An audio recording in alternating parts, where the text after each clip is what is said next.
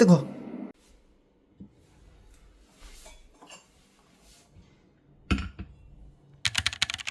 안녕하세요.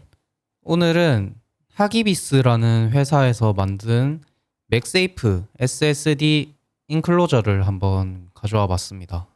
요 하기비스라는 회사가 제가 옛날에 리뷰했던 미니 모니터를 제작한 회사인데, 만듦새도 상당히 깔끔하고 귀엽고 예쁜 제품들을 많이 만들어서 요번에도 믿고 한번 구매를 해봤습니다.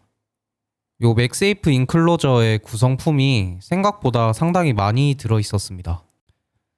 SSD 인클로저를 넣어 다닐 수 있는 파우치, 또 자석이 내장되어 있는 SSD 인클로저 본체입니다. 금속 재질인데 마감이 상당히 좋습니다.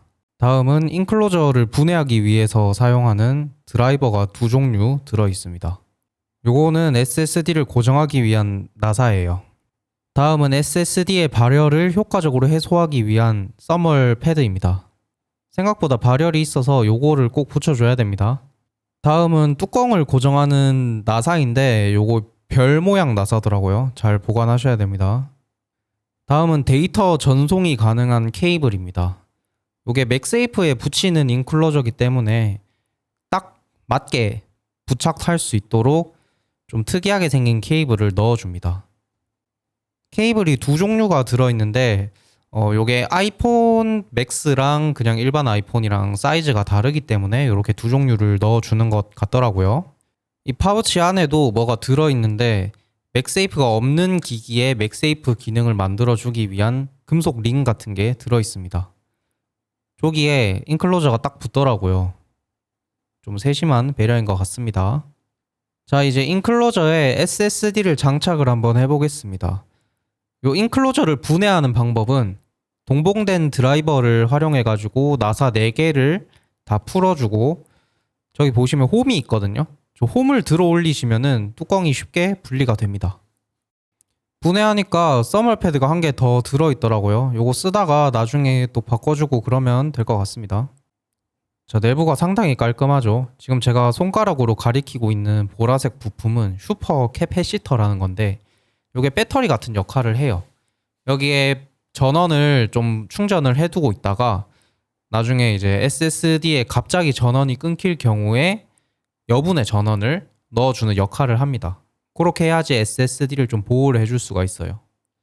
자, 요거는 제가 인클로저에 넣기 위해 구매한 웨스턴 디지털의 SN740 2TB 모델 SSD입니다. SSD의 크기 규격이 있는데 저희가 사용하는 인클로저가 2230 사이즈 규격이기 때문에 꼭 확인하고 구매를 하셔야 됩니다. 보통 사용하는 사이즈는 2280 사이즈라서 요 인클로저에 호환이 안 됩니다. SSD를 부착하기 위해서는 요 뒤에 있는 나사를 한 개 풀어줘야 됩니다. 요거 돌려서 풀어주시고, 준비한 SSD를 여기 홈에 맞춰서 잘 끼워주시면 됩니다. 생각보다 꽉 눌러야지 제대로 부착되기 때문에 꾹 눌러서 연결을 해주세요. 자, 그리고 이렇게 SSD 고정 나사를 부착하고 드라이버로 잘 조여주시면은 연결이 다 끝납니다. 여기 보이시는 요 홈에 SSD가 딱 맞물려야 되거든요. 그래서 요거 주의해서 연결하시면 되겠습니다. 자, 이제 서멀 패드를 붙여줍니다. 이게 보호 필름이 붙어 있기 때문에 보호 필름 잘 제거를 해주시고 SSD 위에 이렇게 딱 붙여주시면 됩니다. 쉽죠? 마지막으로 이렇게 뚜껑을 잘 덮어주신 다음에 나사를 이용을 해가지고 고정을 해주시면 끝이 납니다. 자, 이제 연결을 해볼 건데 PD 100W라고 적혀져 있는 부분은 충전기를 꽂는 부분이에요. 전원 공급하는 부분이고, 옆에 호스트라고 쓰여져 있는 부분을 연결을 해주셔야지 데이터 전송이 가능합니다. 충전기 안 꽂아도 동작이 되긴 하거든요. 근데 충전기를 꽂으시면 더 안정적으로 데이터를 전송을 하실 수가 있습니다. 여기 꽂아 두시면은 휴대폰 충전도 같이 할 수 있어요. 자, SSD를 처음 사용하실 때는 디스크 초기화를 한번 해주셔야 됩니다. 그래서 가지고 계신 컴퓨터에서 디스크 관리자에 들어가신 뒤에 디스크 초기화 그리고 포맷까지 한번 해주셔야지 정상적으로 사용을 하실 수가 있습니다. 파일 시스템은 EXFAT으로 해주세요. 저는 아이폰이 아니라 갤럭시를 사용하고 있는데 케이스에 맥세이프 링을 붙여놨거든요. 그랬더니 하기비스 맥세이프 인클로저도 아주 잘 부착이 됩니다. 케이블은 긴 걸로 사용했는데 딱 맞네요. 자, 갤럭시에 연결을 해봤는데 USB 저장 장치 1이라는 이름으로 아주 잘 연결되는 것을 확인할 수 있습니다. 제가 스마트폰으로 촬영한 영상을 SSD로 옮겨봤는데 아주 잘 옮겨지는 것을 확인할 수 있습니다. SSD 사용이 다 끝나면은 여기서 마운트 해제 버튼을 눌러주시면은 안전하게 해제를 할 수가 있습니다. 아이패드에서도 테스트를 해봤는데 인식이 잘 되는 것을 확인할 수 있었습니다. 여기 새 볼륨이 SSD예요. 자, 파일 이동도 한번 테스트를 해봤는데 정상적으로 잘 복사가 되는 것을 확인할 수가 있었습니다.